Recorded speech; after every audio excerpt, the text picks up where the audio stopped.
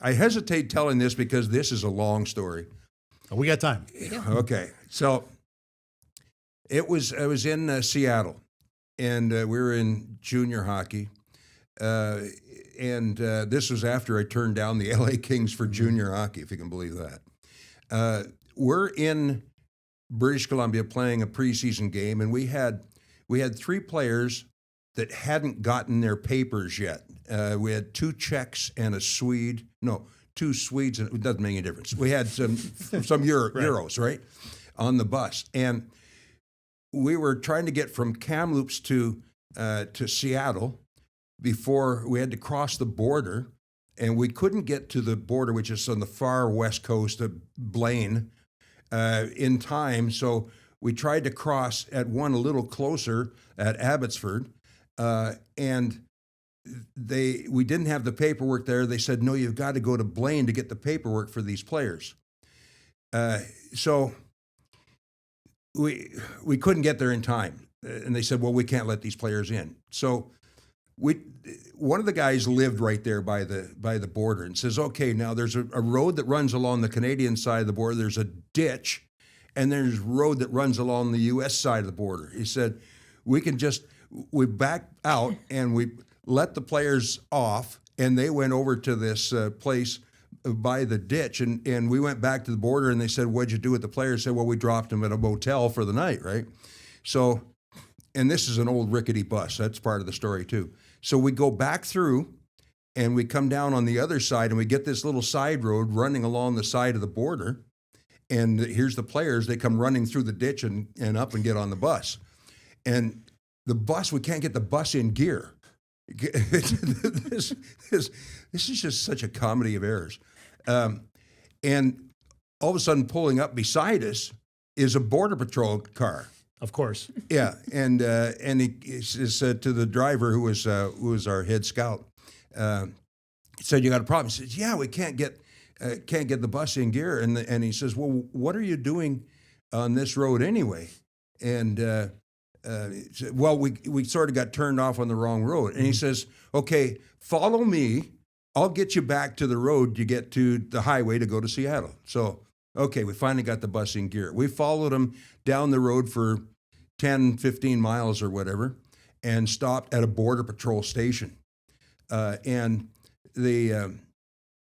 I'm sorry about this story taking so long. I want to know where this goes now. Keep going, okay. please. Yeah. So we stopped there, and the Border Patrol guy says, okay, pull across the street into the lot for the Border Patrol and don't get off the bus.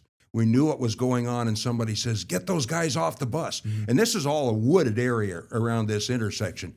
So those 3 guys jumped off the bus. They ran into the woods, right? Now we're trying to get the bus across the street, and all of a sudden we hear shots being fired. And we hear one guy yelling, Border Patrol, stop, stay where you are. So we got across the street into the thing, and pretty soon out of the woods, here comes about 6 Border Patrol guys with these 3 players. So they go into a room. We go sit on the bus. There's a Border Patrol guy gets on the bus, and he says, you're all under arrest. Do not leave the bus. And they left a guard outside the door. So we're sitting there. I don't know. It's got to be a good 4 or 5 hours. By this time, it's like 9 o'clock at night now, getting close to 10 o'clock at night. When was the game, by the way? The next day? We didn't play that day. It was preseason. Okay, still. Gotcha. We didn't right. play. Okay, so after a while, we had somebody got on the bus and says, okay, so and they took the coach, the head scout, and our equipment guy. And there was one, it might have been our owner even, was on the bus and took them inside. And the rest of us are all sitting on the bus. And they called me to go off, but the coach says, he's just a broadcaster. He has nothing to do with it. This has nothing to do with him. So they said, okay. So they left me on the bus.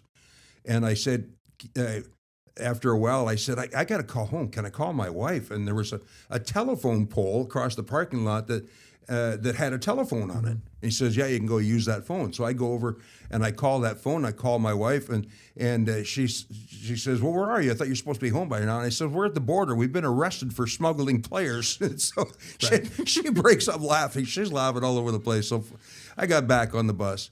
And pretty soon somebody comes out, one of the border guys comes out and says, okay, the bus is confiscated.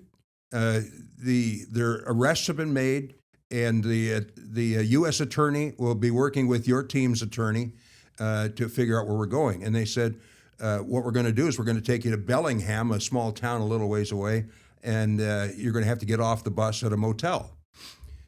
Okay, so now we've been, the league, in order to save money, they've got all the programs, right? The printed programs for the teams in the States, which was Seattle and Portland and that.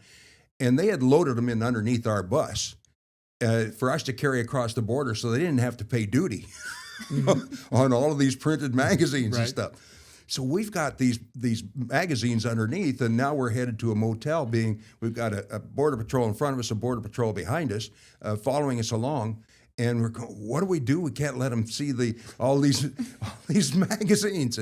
And so the head scout says, well, I'll take care of those guys. And when we pulled into the motel and sat there, we parked by a room, and he got the border patrol guy and says, well, while those guys are unloading, let's just go have a cup of coffee. So he took the border patrol guys, and we got in a line, and we passed all these boxes up and into a room and slammed the door shut. So anyway, to make a long story even longer, as it turns out, the results were, we asked where the players were, and they said, well, the two of them are at least halfway back to Sweden now, and the other one has got a flight later tonight, so they were gone. Mm-hmm. We never saw those players again. No kidding. Never saw them. No kidding. No.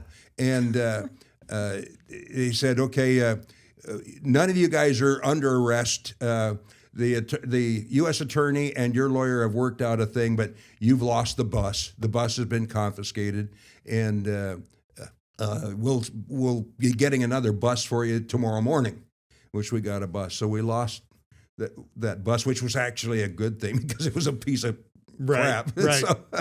So anyway, we lost the players, and we avoided further arrest. The team was fined $10,000 for smuggling players, and then we got another bus, which, by the way, turned out to be a loan from Victoria, or we traded a guy by the name of Tom Martin to Victoria for the down payment on this bus because we needed a bus. You lost 3 players to immigration, and they had to trade a 4th player to get a bus back. To get a new bus. Fantastic. And Bus Martin, he played in Binghamton. That's what I called him, was Bus Martin.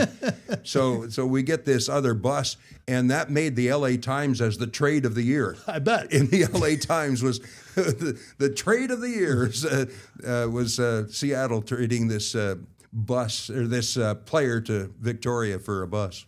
Get the Rochester First streaming app today for everything you love from News 8 On Demand, plus exclusive shows you won't see anywhere else. Search ROC and download for free on Roku, Amazon Fire, and Apple TV.